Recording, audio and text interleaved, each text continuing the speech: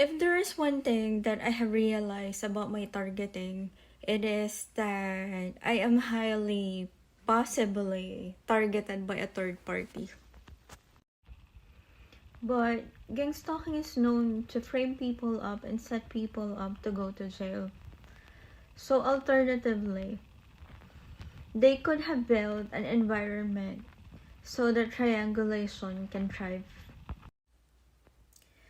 This conclusion came from years of studying the attacks and accusations directed at me. Their narratives focus on mainly the wife being depicted as the karmic and the mistress as the true love. In the past, my husband had a long history of a third-party involvement, even before I ever stepped away from my marriage. Gang stalking relies on thorough profiling and studying the target before launching an attack, using anything they can, especially your emotional scars, to break you down. In the context of a third-party situation, triangulation refers to a manipulative tactic where one person, often the narcissist, or the one who has control issues, involves a third party to create conflict, tension, or competition between two others. So in this situation, we are looking at a group of narcissistic people who group together in order to destroy one target. In romantic relationships, triangulation typically happens when a partner involves another person, a third party, like a lover or potential romantic interests, to create jealousy, insecurity, or to pit the two individuals against each other.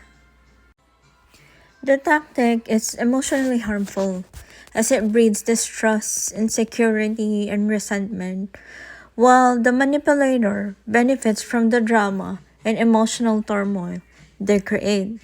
And in this case, it's a group of people. The karmic wife. So, I wouldn't mind if any of it were true. But everything they've claimed about what the karmic did and was doing is a complete lie.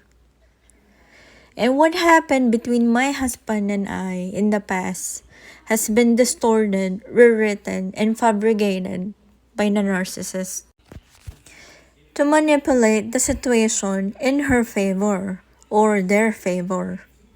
In the context of gang stalking, through research, it involves elevating one person while portraying another as the villain. Another insight about gang stalking from a research suggests that it involves stealing another person's work. In my case, reversing our role is a way of stealing my experiences in my life. While I am punished to take on their identity through karmic transference, she gets to enjoy the rewards of my hard work and sacrifices. As expected, these people are well versed in their fabricated narratives to make this happen. That is, until I gathered evidence.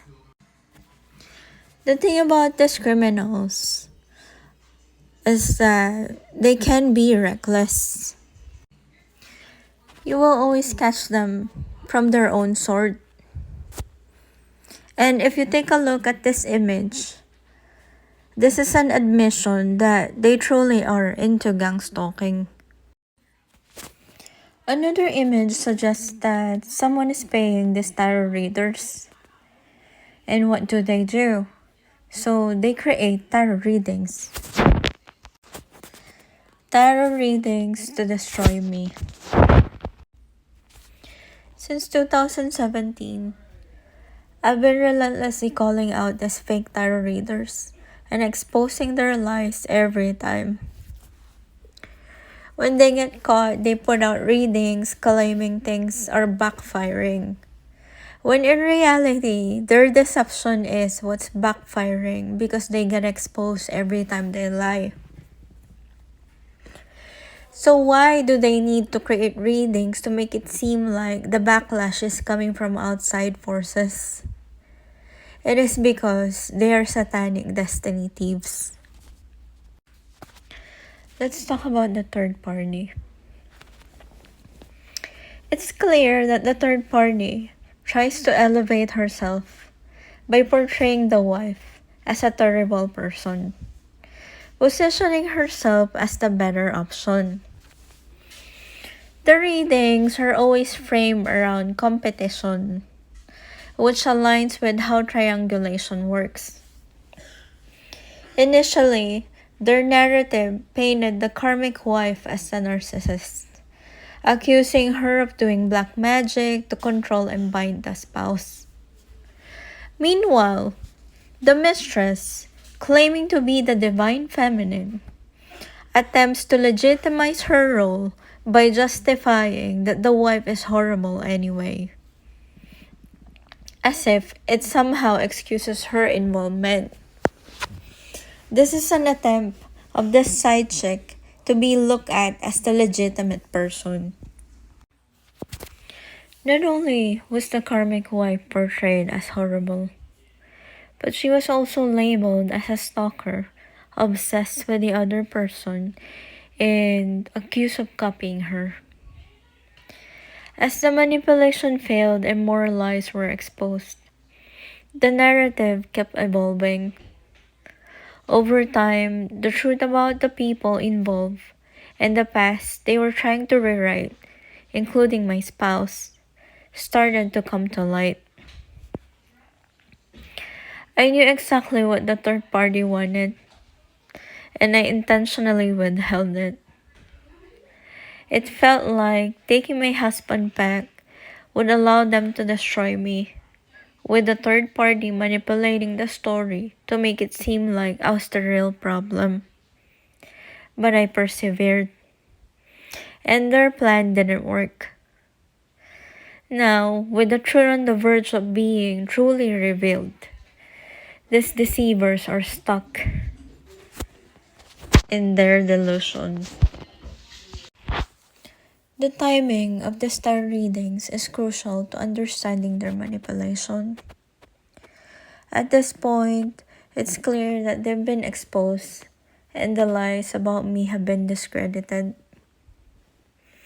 As the truth about my husband comes to light, with him ultimately choosing his family, the opportunistic mistress realizes she can no longer sustain her narrative.